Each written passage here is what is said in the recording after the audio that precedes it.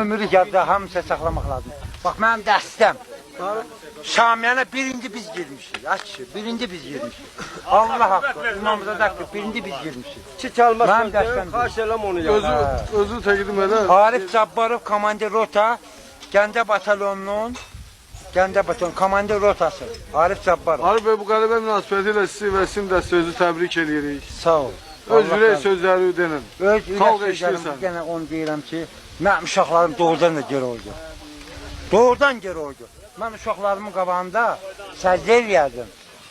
Mənim uşaqlarıma indiyənə kimi biri, ikisi zədə çəkib. Özüm də zədə çəkmişim, bu dəqiqə zədəliyəm. Bax, bu dəqiqə zədəliyəm, bax, mənim ayağım yaralıdır. Bu dəqiqə açan baxam, bəlkə də ağırlayarlar. Amma mən pozisiyanı qoyub qaçmıram. Nə də mənim uşaqlarım qoyub qaçmır. Qaçmayacaq biz. Biz bütün Yerevana kimi gedəcək. Kimi bax, oğullar mənlə barabar vuruşacaq. Hər yerə girəcək. Lazım olsa hər yerə girəcək. Separatçıya da girəcək. Sağ olun. Mehman bəy Ələkbəroğlu. Mehman bəy, Gəncə batalyonunun komandiriyəm. sizi qələbə münasibəti ilə təbrik edirik. Sağ olun, bu qələbə bizim deyil, Azərbaycan xalqının əsgərlərinindir.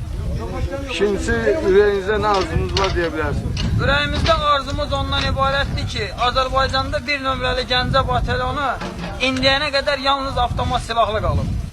İndiyənə qədər cəhbətçilərdən təşkil olunduğuna görə bu batalyon ağır texnika ilə təmin olunmuyub. İndiyənə qədər bu batalyona bir dənə də olsun, deməklə ki, dövlət tərəfindən yüksək təminatlı şəkildə güllə, qranat, mina və s. heç nə verilməyib. İndiyənə qədər bu batalyonun keçdiyi əziyyətli yolu heç bir dövlət rəhbərliyi qiymətləndirməyib.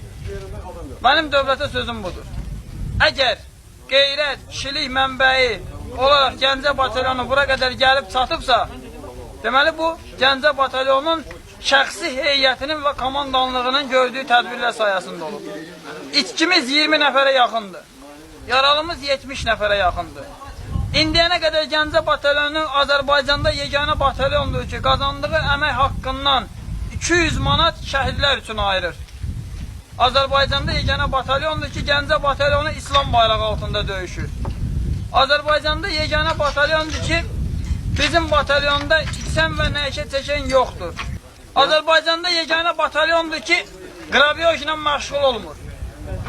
Azərbaycanda yeganə batalyondur ki, heç kimin evini dağıtmayıb, heç kimin ailəsinə baskın eləməyib, heç kimin ailəsini naümid qoymayıb, hətta şəhidlərində. Mafiya qruplaşmalarına daxil olmayıb, olmayacaq da. İndi bilmirəm, qismət olmasa mən getsəm nə olacaq onu bilmirəm, onu deyə bilmərəm. Mehman bəy, biz də sizə uğurlar arzuluyoruz, sizin dəstələrdə də.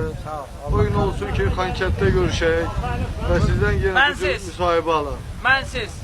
Öyle hamımız bir yerdə. Çünki 28 yara alan bir komandirin hələlik qiymətləndirilməməsini özünüz fikirləşin. Gəlin yoxlayaq görə Azərbaycanda hansı batalyon komandiri 28 güllə yarası alıb? Vuruşan oğlanlarımız da var, vuruşan qızlarımız da var, qəhrəman qızlarımız. Saadət xanımız cavan uşaqdır. Gəlib burada qəhrəmancasına oğlanlarla vuruşur. Gəncə batalyonda hələlik təzə gəlib, təzə gəlməyinə baxmayaraq. Açıq ürəklə. Az təqdim edəcək. Hüseynova Saadət, 17 yaşım var. Özümdə Neftçalar rayonundan.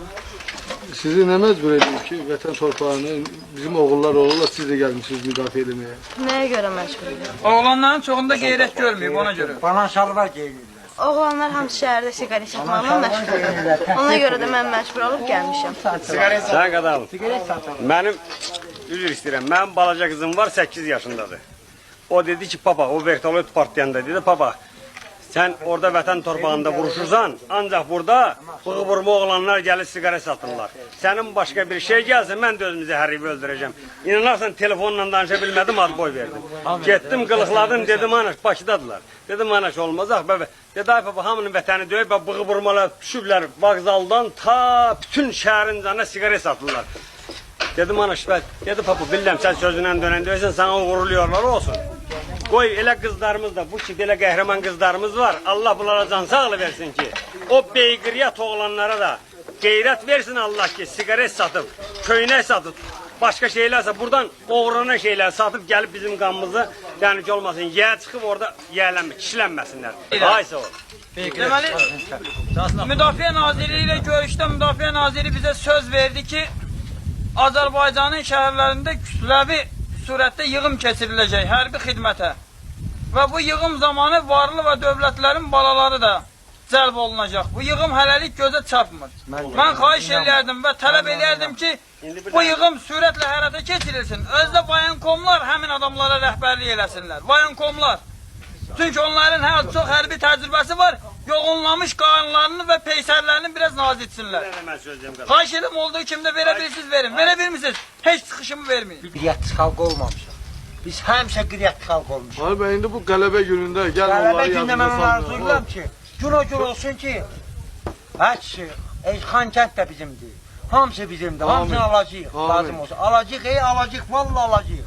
Amin. Allah qalacaq. Hamımıza uğurlar arzu.